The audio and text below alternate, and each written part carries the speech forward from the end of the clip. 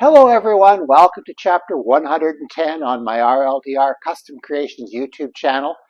Today's video, this has absolutely nothing to do with it, even though I'm set up and shooting video right here. But if you'd like to see what today's video is going to be about, hint hint, all you have to do is stay tuned.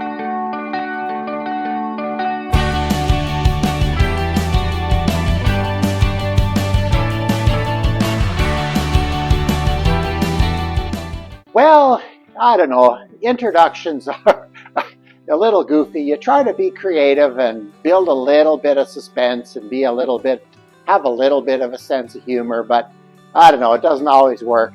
When you shoot 2 videos a week, I don't know, you eventually run out of real content.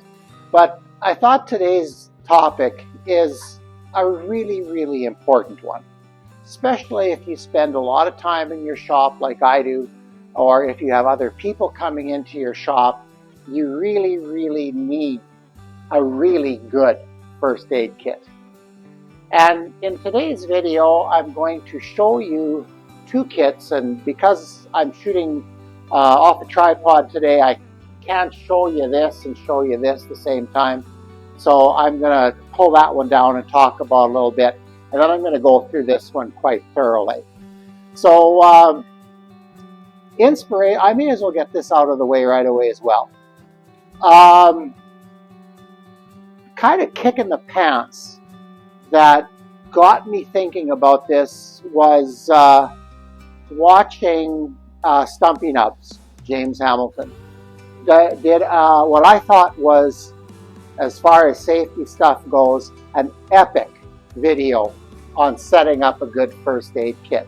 And sometimes when I see something that's a really good idea, I blatantly copied it. So this is kind of the Canadian take on what Mr. Hamilton did. And I really appreciate his channel. I have to admit, I didn't really like the name at first, a little too close to home for me.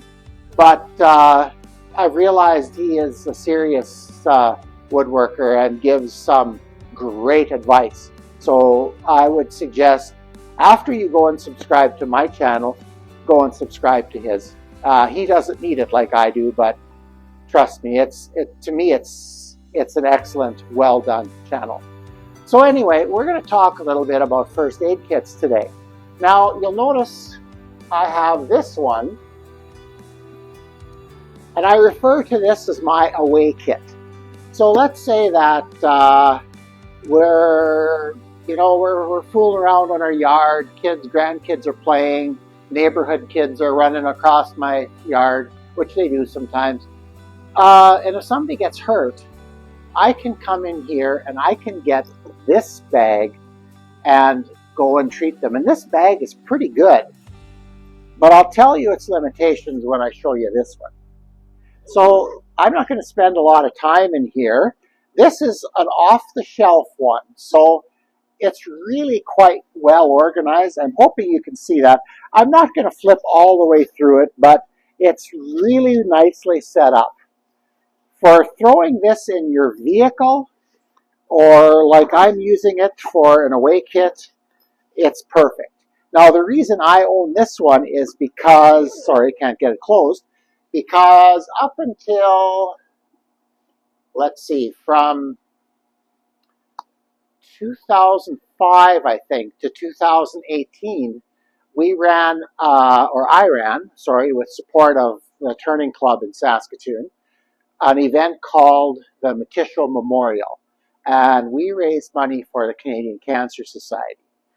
And I needed a first aid kit because I didn't host this in my shop. We were in somebody else's place, so I invested in a first aid kit. But there are some limitations with this. Let's say that you're in your shop, you're working, you're happy, things are going well, and you hurt yourself.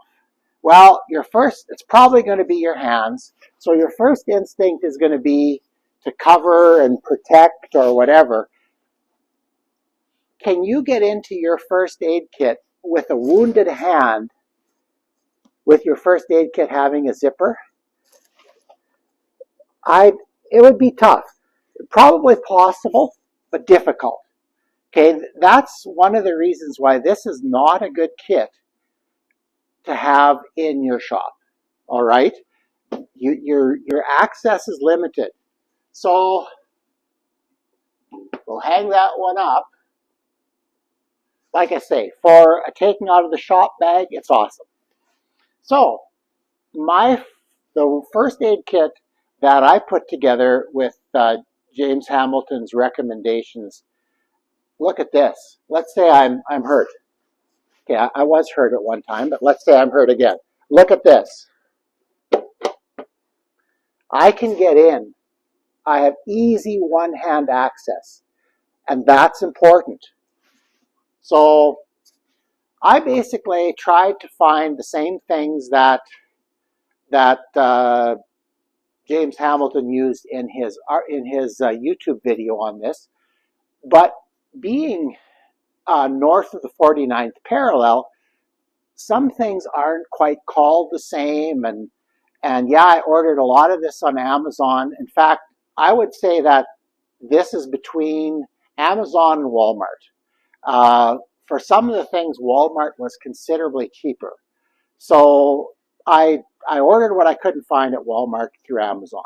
But anyway, let's get into it. I'm going to show you what I've got in this kit. First of all, one of the things I did when I installed this, I only put screws in the top. Now, I have 7/16 OSB underneath the Type-C drywall, which is fire-rated half-inch drywall. So I only mounted the top because, look at this. There's my first aid chart. It's all laminated. It's 4 pages.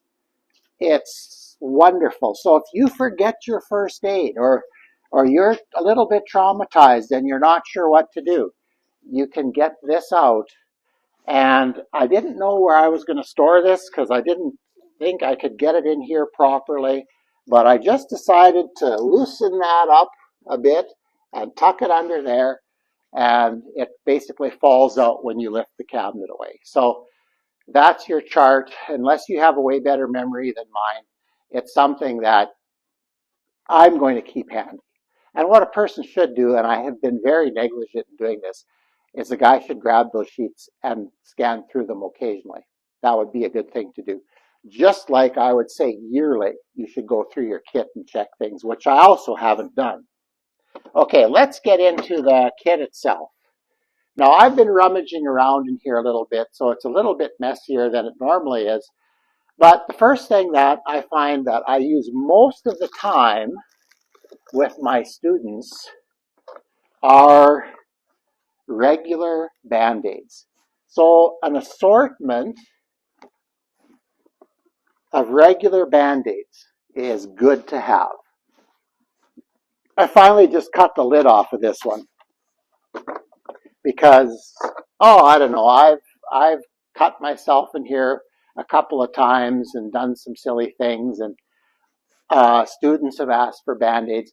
Often it's for injuries that happen somewhere else, but they need a Band-Aid because it started to bleed again or whatever. So that's assorted bandages are very good. Now, one of the things that Mr. Hamilton suggests, and I haven't put in here yet, is a pair of lighted reading glasses. Now, that might be really good if you're needing to see, pull a big sliver or whatever, needing to see something. That might be a great thing to do, but I have not done that. So, but that's something you could add. They're cheap. That's something you could add if you wanted to. So the next thing on the list is an assortment of tweezers. So I ordered this as a set. I'm not even sure. I think it was Amazon. And I have a square-ended one and a very pointy one and a severe angle one and a less severe angle one. And you need to have different styles of tweezers in a wood shop, and actually metal as well. A metal sliver is really painful. So have some good tweezers.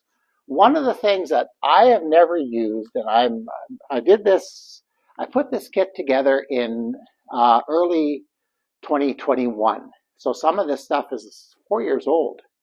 And I'm wondering if this liquid bandage is still any good. I've never used it. I'm not familiar with using it. So, but it's maybe something you should have in your kit. Okay, moving right along. Antibiotic cream. Okay, now in Canada, we have polysporin. I think in the US it's Neosporin. Could be, I forget. But anyway, an antibiotic cream. Uh, Polysporin, I notice, and I'm not sure how good it is to do this, but when in school, when we had a welding burn, well, I usually didn't put anything on, but sometimes they'd find a tube of this and put a little bit on, and it kind of keeps the air out of things, and they felt much better.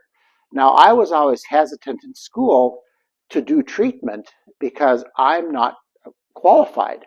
So, and I knew enough that in emergency wards, sometimes to scrape all the crap that you've put on a wound is not what they would like to see. They'd like a clean, fresh wound. So transportation becomes critical. You need to get them to care as quickly as possible. So anyway, that's polysporin. Okay, next on the list, gauze rolls. And I only have these two little ones. Once I got my article written for the Woodworkers Guild, I quit filling this because I had most of it and there were just a few things I couldn't find, but these you can find anywhere. That's going to go on my grocery list for the next time I'm in Saskatoon, and we're going to pick up a bunch because this cling wrap stuff is really, really good. Okay, gauze rolls, non-adherent pads, in other words, non-stick pads. Okay, and these Equati or whatever it's called, this is all Walmart stuff. So, and it's really quite cheap to do it through Walmart. So, not that I'm a dedicated Walmart shopper, but when it has to be at a certain price, I like to try there first. Okay, so this goes back in. All right, quick clot pads. Do I have any of those? I don't think I found any. No, I don't have any of those. A lot of the stuff, or I shouldn't say a lot of it, but in that kit that Mr. Hamilton put together, there's a lot of stuff that I would kind of deem as maybe a little more than just first aid. It's first aid and transport. You know, how do you stabilize things so that you can transport a person? So, and it all depends on where you live. Like if you're in the city, it's not a big deal. Ambulance is 5 minutes away. Out here, okay, I'm going to explain that a little bit later, but we're about 40 minutes away from Saskatoon, probably about 15 minutes away from Rostern where there's a hospital, but usually they are going to build a new one there, but they usually end up transferring you to Saskatoon anyway, so you may as well just go straight to Saskatoon. At least that's my opinion as of right now. So, wound seal clotting powder. Did I buy any of that? I don't think I did. Okay, then anyway, there are a couple things I didn't buy, uh, and I'm not sure whether I will. But one thing I did buy is a tourniquet. You got a severe bleeding issue, you can use a tourniquet. And the instructions inside I think are really good. I believe I've opened this. It's in a resealable bag, so it's nice to keep it safe and clean. And I'm just going to set it up here right now because I've got other things to get out. Israeli bandage. Okay. I'm a Canadian. I think I live in the best country on the face of the earth. And no, I don't want to be the 51st state.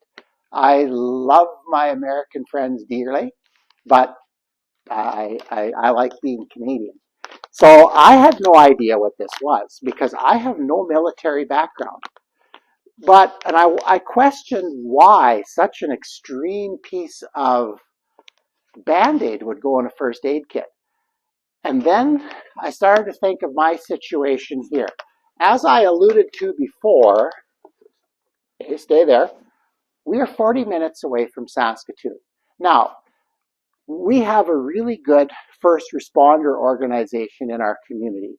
So what would happen is you would call 911, the first responders would be there, and they would assess the situation.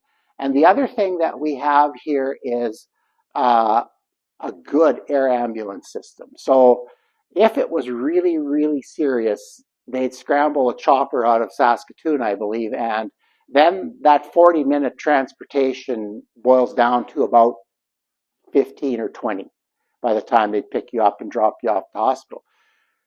But to have something like this, to be able to control the bleeding, I think is a really good thing. So I went and bought it. I had no idea what it was. I watched a few YouTube videos on how to use it, but I had no idea what it was. So, but I think it's a good thing to have in here. Next on the list, okay, let's see if I can get these out. Cold packs. Okay, so for any sprains, injuries, anything, they're good to have. Good to have. Okay, cold packs. Sling, to support your arm if you need to, immobilize and that feels better and you need to transport, we have a sling. Put that back. I am following a list if you're wondering because I can remember all this. Okay, eye wash. Now,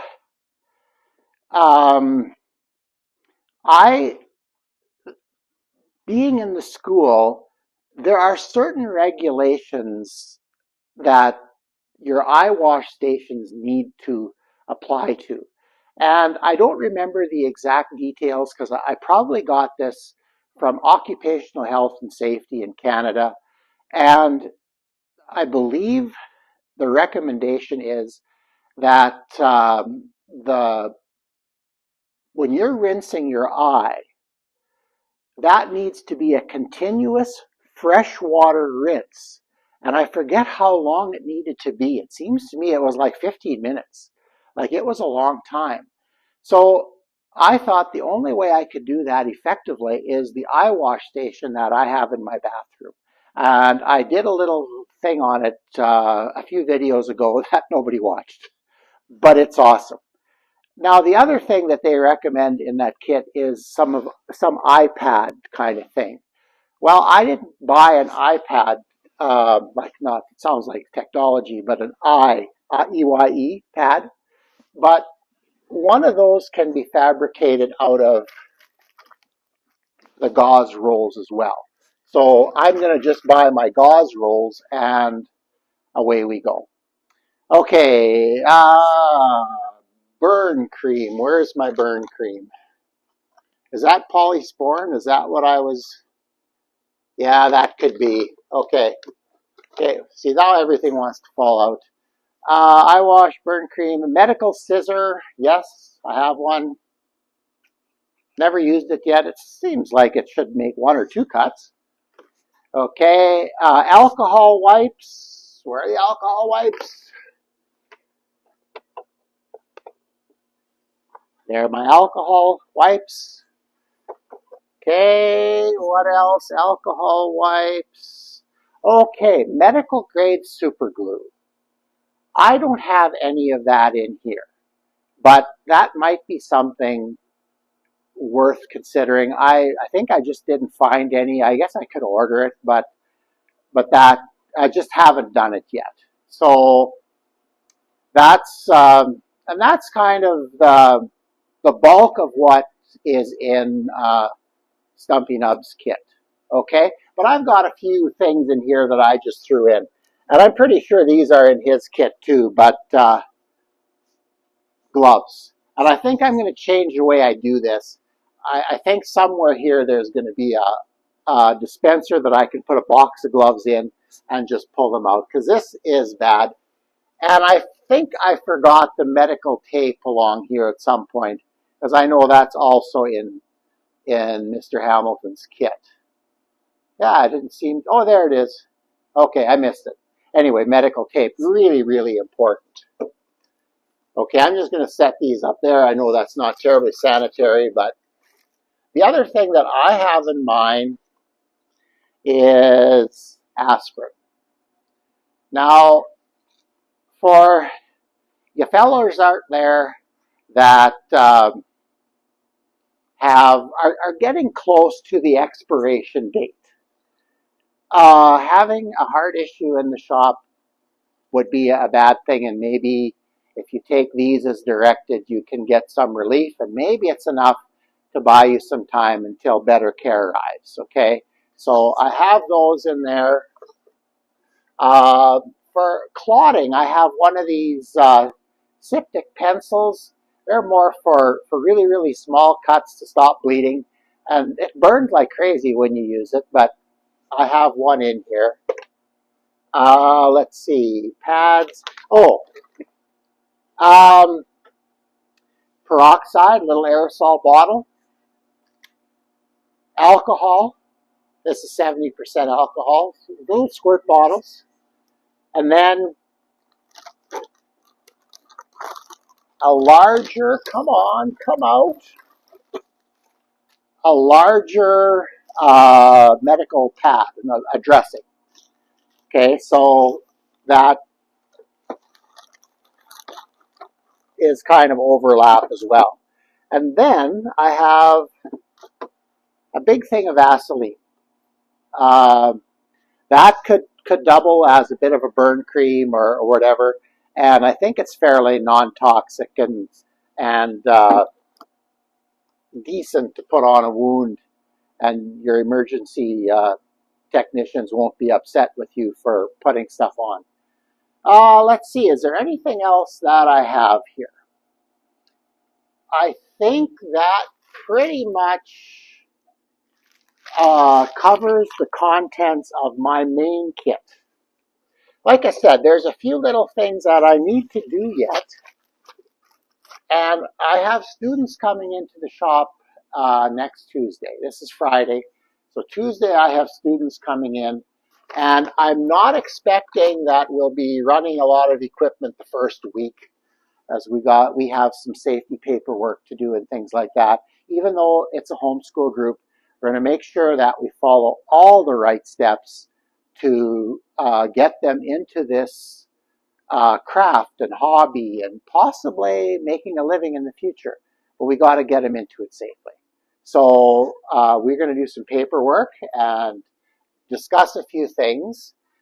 Another thing that is important is that your kit is clearly identifiable. So I found this sticker online and put it on, and then covered it with some clear stuff just to make sure it didn't come off.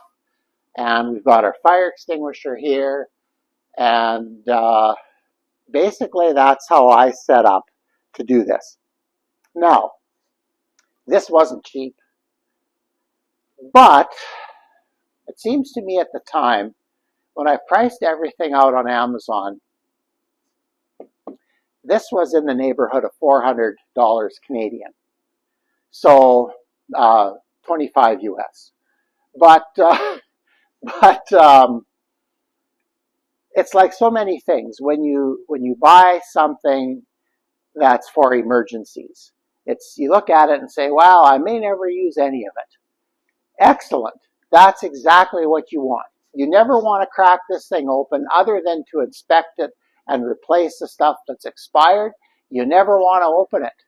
But when you need it, it's going to be there.